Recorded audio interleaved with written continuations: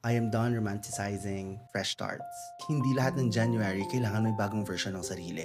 Hindi lahat ng bagong taon merong big announcements.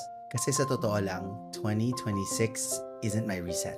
It is my continuation. Still scared, still figuring it out. Mas aware lang ako ngayon kung ano yung ayoko. Wala na ako masyadong pinapatunayan. Let me ask you, kailangan ba talagang okay na ako or okay ka na bago ka magpatuloy? O pwede ka namang mag-move forward kahit hindi ka pa buo? Last year, it taught me na ang growth ay hindi kailangang exciting. Minsan nakakapagod siya actually, madalas. Minsan din paulit-ulit. Minsan parang walang results, parang walang nangyayari. Kahit alam mo minsan na may nagbabago na sa'yo. May mga fears ako na dala ko pa rin hanggang ngayon na hindi ko sila na-outgrow. May mga doubts pa rin at marami pa rin times na parang gusto kong huminto kasi ayoko na. Pero alam mo yung totoo, hindi mo kailangang maging handa lagi para magpatuloy. Ang kailangan mo lang, maging honest ka sa sarili mo kung nasaan ka na. So, kung katulad mo ko na hindi ka sure kung tama ba lahat ng desisyon na ginagawa mo, pero pinipili mo pa rin gumising, pumasok sa work, magmahal, at mangarap, that's not being lost, that's being brave